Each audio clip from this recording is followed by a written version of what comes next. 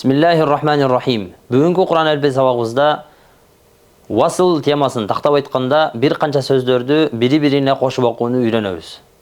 Эми окууну баштайбыз. Эң алгач биринчи сөз ихдина. Андан кийинки сөз ас-сирато. Эки сөздү кошуп окуганыбызда ихдинас-сирато деген сөз болот. Жана акыркы al-mustaqima. Al-mustaqima. Ошондо жалпысынан сүйлөм кылып окуганыбызда ихдинас-сиротол мустaqima деген сүйлөм болот. Андан кийинки ва хаза бул биринчи сөз. Андан кийинки сөз ал-балади. Эки сөздү кошконубузда ва хазал балади.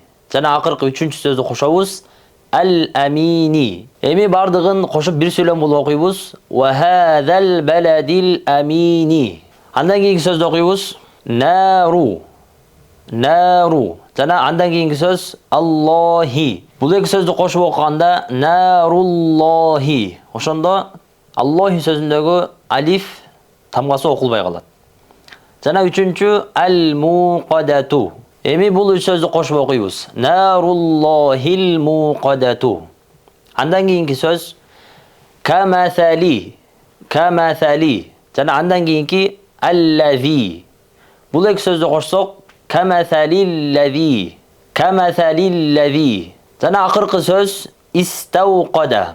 Жалпысынан үч сөздү кошуп окусак камасалиллази истауқада деген сөз келип чыгат. Жана акыркы катар биринчи сөз фаттaqu. Фаттaqu. Жана андан кийинки сөздү окусак ан-наро. Бул эки сөздү кошсок фаттaqun-наро. Биринчи сөздүн акырындагы алиф жана экинчи сөздүн башындагы алиф тамгалары окулбай калат. Жана акыркы аллати сөзү.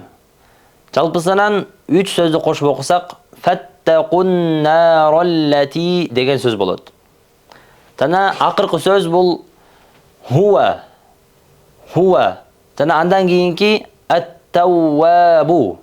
Ат-тауабу. Бул эки сөздү кошсок хуат-тауабу деген сөз болот. Жана акыркы ар-рахиму. Жалпылап үч сөздү кошуп окуганыбызда хуат-тауабур-рахиму деген сөз келип чыгат.